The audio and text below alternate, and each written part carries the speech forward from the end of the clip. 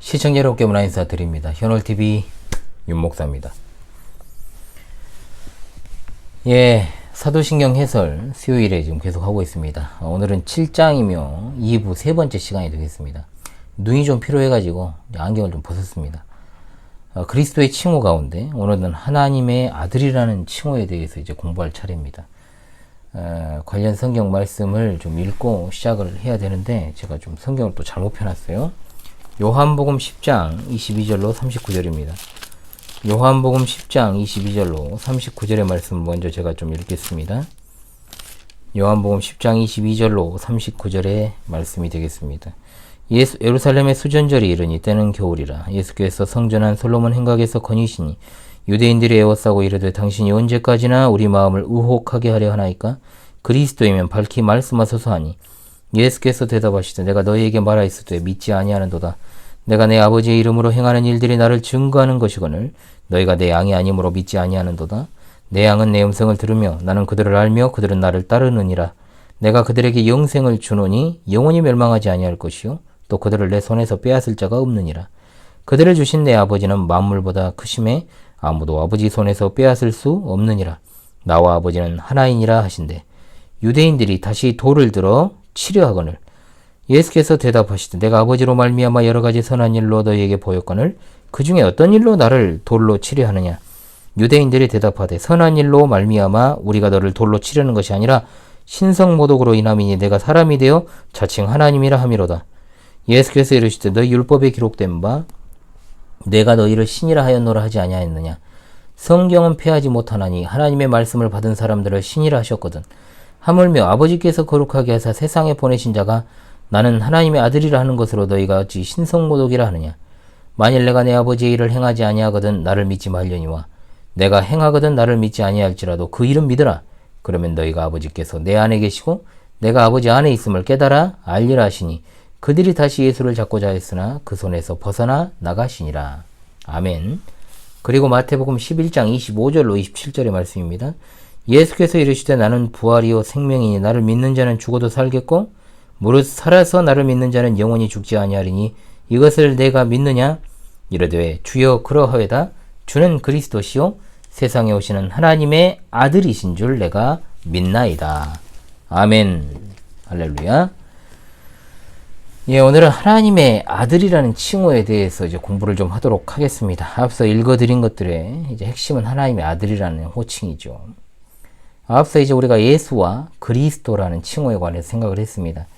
이제 그분이 왜 하나님의 독생자 아들이라고 불리는지를 좀 우리가 생각해 볼 차례죠. 통상적으로 이를 언급하자면 하나님의 아들입니다. 그런데 이 하나님의 아들이라는 말은 성경에서 참 다양한 의미로 사용되었기 때문에 예수님께서 과연 어떤 의미로 하나님의 아들인지를 이제 그렇게 밝혀야 되는 것이 중요하겠죠. 그러므로 성경에서 하나님의 아들이라는 칭호가 어떻게 사용되었는지 용례들을 먼저 살피는 것이 중요합니다. 첫 번째로 가장 일반적으로 하나님의 아들은 하나님을 섬기는 하나님의 백성을 가리키는 의미로 사용되었습니다. 이것은 실제적인 어떤 피를 나눈 아들이 아니고 순전히 도덕적이고 종교적인 의미에서의 아들입니다. 또는 언약적 아들됨이라고도 하지요.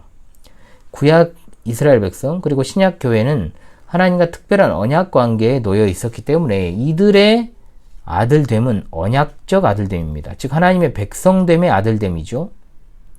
그래서 구약에서 하나님께서 이스라엘 백성들을 지칭하실 때는 전체를 지칭하실 때도 내 아들이라고 부르셨고 또 그에 속하는 개개인들에 대해서도 하나님의 아들들이라고 부른 예가 있습니다. 실제로 이런 용례를 따라서 신약에서도 예수 그리스도의 속죄 사역으로 인해서 하나님의 백성들이 된 자들에게 하나님의 아들들 또는 하나님의 자녀들이라는 표현을 쓰고 있다는 것을 우리가 알게 됩니다. 두 번째로 구약의 하나님의 백성인 이스라엘 가운데서 왕으로 기름 부음을 받은 이들을 하나님의 아들이라 부른 일이 있습니다. 예를 들어 다윗의 후손으로 왕이 될 이들에 대해 하나님께서 나는 그 아버지가 되고 그는 나의 아들이 될 것이다 라고 말씀을 하셨습니다. 사무엘하 7장 14절입니다. 시편 2편에서는 1차적으로 이스라엘의 왕을 향해서 너는 내 아들이라 오늘날 너를 낳았도다라고 말씀했습니다. 이 아들됨은 직임적인 아들됨이라고 부를 수가 있는 것이죠. 그리고 세 번째로 지금까지 이제 지상적인 존재가 아니라 천상적인 존재를 가리켜서 하나님의 아들들이란 표현을 사용한 사실이 또 성경에 나옵니다. 우리말로는 권능 있는 자들이라고 옮겨진 말도 권능의 아들이란 말로 이런 어떤 천상적인 존재들을 의미하는 뜻으로 시편 29편과 89편에 사용된 사실이 있습니다. 자, 그렇다면 두 번째로 예수님께서 하나님의 아들이시라는 말의 뜻이 뭘까요? 그 말의 의미는 앞서 이제 살펴본 세 가지 용례 안에 들어갈까요? 물론 그렇지 않습니다. 만약 그러게 되면 예수님께서는 신적인 존재가 아닐 수도 있다는 뜻이 되어버리죠. 예수님께서 하나님을 내 아버지라고 부르시고 또 자기 자신을 아들이라고 하실 때 예수님은 자신의 아들됨이 그저 언약적인 아들됨이나 또 직임적인 아들됨이나 또는 천상적 존재로서의 아들됨 정도가 아니라는 걸 분명히 우리에게 보여주셨습니다. 여기서 나오는 말씀 중에 중요한 건 뭐냐? 나와 내 아버지는 뭐다? 하나인이라고 하신 대목입니다. 이 말씀을 어떻게 해석하느냐에 따라서 그 의미가 크게 달라집니다. 이 말씀은 단순히 부부가의 신동체다 하는 것처럼 마음과 뜻이 하나다 이 말이 아닙니다. 또한 이 말씀은 성부와 성자가 그 둘이 원래 한 존재였다. 즉 1인 2역을 하고 있다 이 말도 아닙니다. 이 말씀은 분명 그 두 분의 본질이 같다라는 것을 단언합니다. 이것을 가리켜서 조금 어려운 용어처럼 여겨지시겠지만은 본질적 통일성이라 그럽니다. 지금 이 말씀에서는 분명히 다른 곳에서는 전혀 없는 관계인 가장 온전한 연합과 통일성을 드러내고 있다라고 볼 수 있는 거죠. 성부와 성자 사이에 이런 온전한 하나됨에 대한 주장이 여기만 있는 게 아닙니다. 마태복음 11장 27절에도 나타나고 있습니다. 내 아버지께서 모든 것을 내게 주셨으니 아버지 외에는 아들을 아는 자가 없고 아들과 또 아들의 소원대로 계시를 받는 자 외에는 아버지를 아는 자가 없느니라. 아멘. 자, 아까 제가 서두에 요한복음 11장 25절로 27절 읽어버렸어요. 마태복음 11장 25절로 27절을 읽었어야 되는데 제가 착각을 했습니다. 마태복음 11장 25절로 27절의 말씀입니다. 방금 제가 말씀드린 것은 마태복음 11장 27절입니다. 자, 여기에 오직 그분만이 내 아버지라고 하실 수 있는 독특한 아들이 있다는 자의식이 표현되어 있습니다. 여기서 분명 우리는 깨닫게 되기를 이런 아들은 이 세상에 오직 한 분밖에 없습니다. 그는 심지어 하나님과 자신을 동일시하면서 말씀하십니다. 이 세상에 그런 식으로 자신의 아들됨을 주장하는 이는 오직 예수님 외에는 없습니다.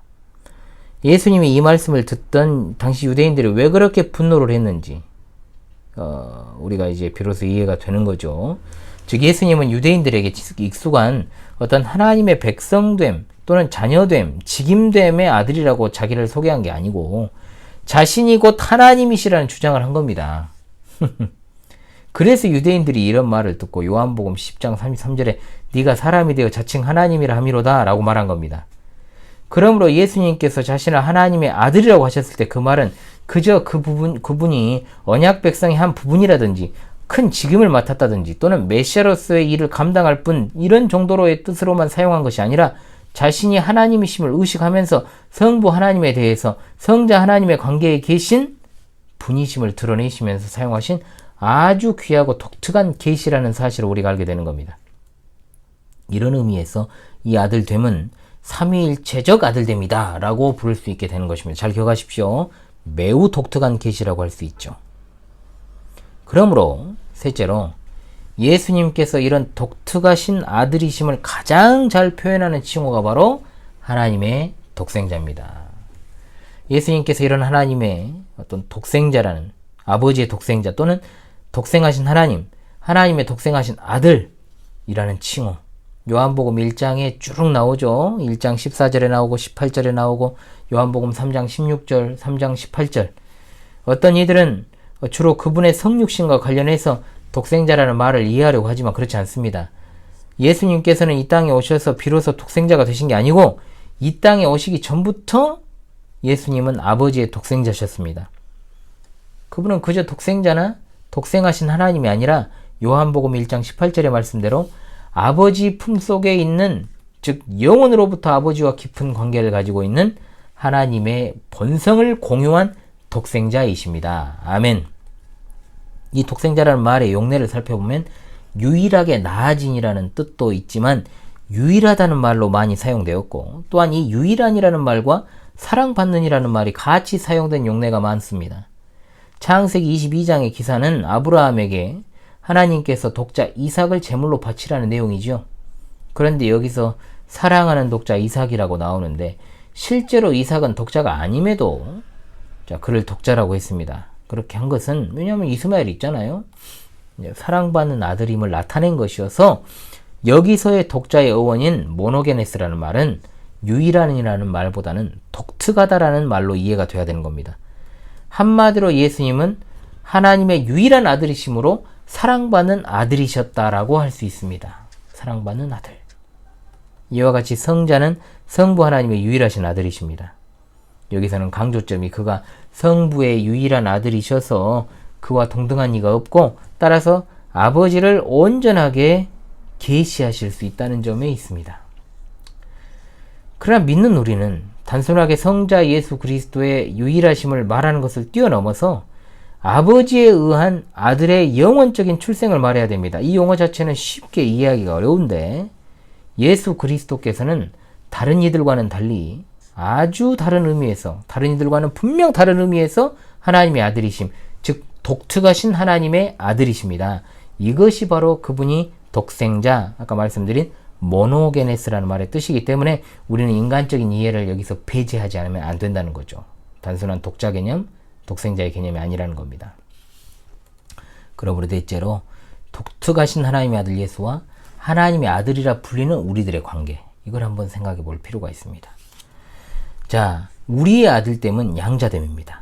도덕적, 종교적 아들됨, 언약적 아들됨이죠. 이에 비해서 예수님의 아들 되심은 본래적 아들이시고 존재론적인 아들이시다라고 할 수 있습니다. 그러므로 예수님을 많은 형제들 가운데서 맏아들이라고 로마서 8장 29절에서 표현할 때도 우리가 어떤 서열상의 장자, 차자의 개념으로 인식하면 안 됩니다. 존재론적 차이를 의식하면서 말을 해야 돼요. 그렇지 않으면 우리는 예수 그리스도의 아들됨과 우리의 아들됨의 의미를 존재나 질적인 차이가 아니라 정도의 차이로 생각하는 진짜 불경죄를 범할 수가 있다는 겁니다. 그럴 수 있죠? 예수님이 우리 형님이 아니잖아요. 그죠? 하지만 이런 어떤 근원적인 차이가 있음을 확실히 알고 우리가 맏아들이라는 말을 사용할 때 우리는 이 말이 예수님을 본받고 따라야 된다는 것을 잘 표현하는 것으로 생각할 수 있게 된다는 겁니다. 맏아들을 따라가는 거니까 우리가. 맏아들 대신 예수님의 발자취를 따라가면서 이 땅에서 예수님의 모습을 잘 드러내야 되는 존재들이 바로 양자된 우리들의 본 모습이라 이것입니다. 이해되시죠, 여러분?